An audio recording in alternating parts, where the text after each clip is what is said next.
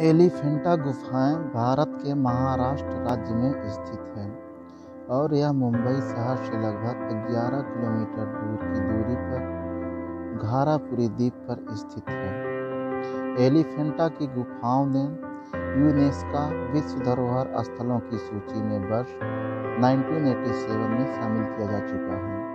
यह आकर्षित और दर्शनीय एलिफेंटा गुफाएं मध्ययुगीन काल से रॉक कट कला और वास्तुकला का एक शानदार नमूना है। एलिफेंटा गुफा को मूल रूप से धारपुरीची लेनी के नाम से भी जाना जाता है।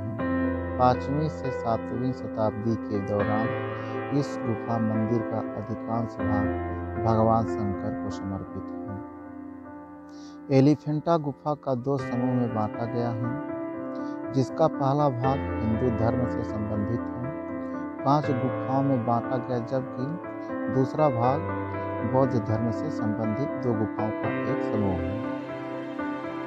हिंदू धर्म से संबंधित कई मूर्तियां एलिफेंटा गुफा में स्थापित हैं, जिसमें से सबसे खास एवं प्रसिद्ध त्रिमूर्ति या 3 सिरों वाली भगवान शिव की मूर्ति शामिल है।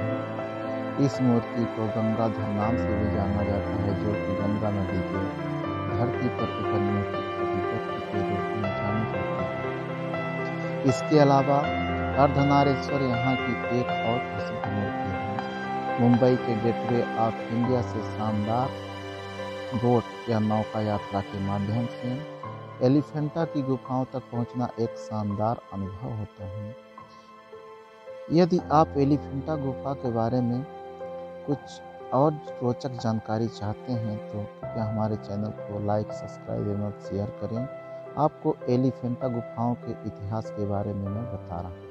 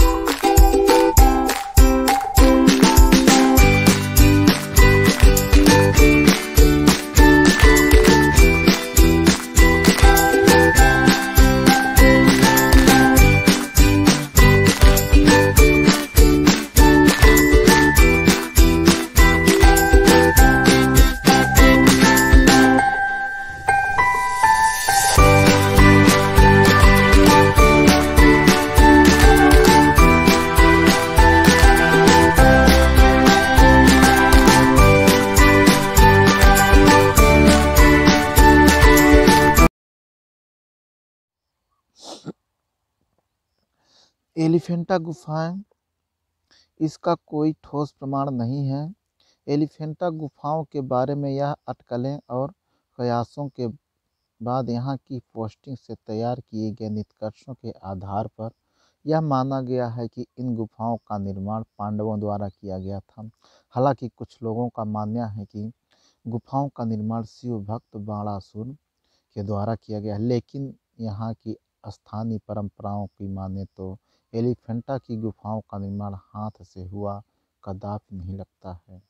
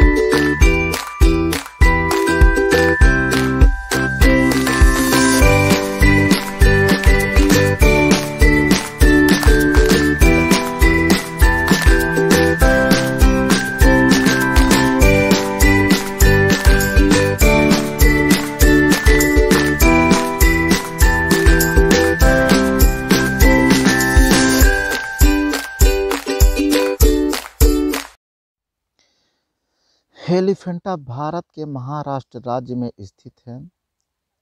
महाराष्ट्र के मुंबई एलिफेंटा कैनवास मुंबई शहर से करीबन 11 किलोमीटर की दूरी घारापुरी टापू पर मौजूद है। एलिफेंटा गुफाओं का सन 1987 में यूनेस्को की विश्व धरोहर स्थली में स्थान मिला था। एलिफेंटा का गुफाएं सुंदर और आकर्षित यात्रियों को मंत्रमुग्ध कर देती हैं। एलिफेंटा मध्ययुगीन काल से रॉक कट कला का अद्भुत नमूना है। एलिफेंटा गुफा को मूल रूप से धारापुरी चिलेनी के नाम से भी जाना जाता है। एलिफेंटा की गुफाएं भगवान शिव को समर्पित हैं और एलिफेंटा की गुफाओं का निर्माण 5वीं से 7वीं शताब्दी के समय निर्माण किया गया था। ऐसा कहा जाता है कि एलिफेंटा की गुफाओं को 2 भागों में विभाजित किया गया है। यह गुफा मंदिर का प्रथम विभाग हिंदू धर्म से संबंधित 5 गुफाओं में विभाजित किया है और दूसरा भाग बौद्ध धर्म से संबंधित गुफाओं का एक हिस्सा है। एलिफेंटा कैनवास में हिंदू धर्म से संबंधित कई मूर्तियां शामिल हैं, जिसमें कई मूर्तियों में प्रमुख मूर्ति त्रिमूर्ति है। त्रिमूर्ति यानी 3 सिरों वाली भगवान शिव की मूर्ति से जाना जाता है। यह त्रिमूर्ति को गंगाधर नाम से भी पहचान किया जाता है, क्योंकि यह मूर्ति गंगा नदी को स्वर्ग से धरती पर उतारने का वर्णन के रूप में किया गया है। इसके अलावा मुंबई के गेटवे ऑफ इंडिया अर्धनारेश्वर की गुफा जाने का एक सुंदर और शानदार अनुभव आपकी यात्रा के दौरान होगा। यदि आप एलिफेंटा जाना चाहते हैं तो हमारे एलिफेंटा गुफा का इतिहास, वास्तुकला, कारीगरी और इस रहस्य की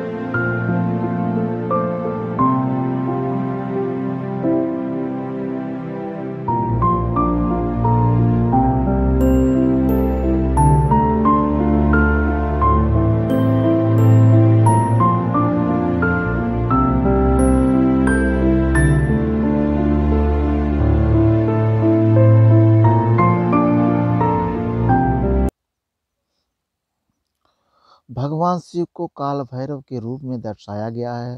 भैरव का अर्थ होता है भयावह।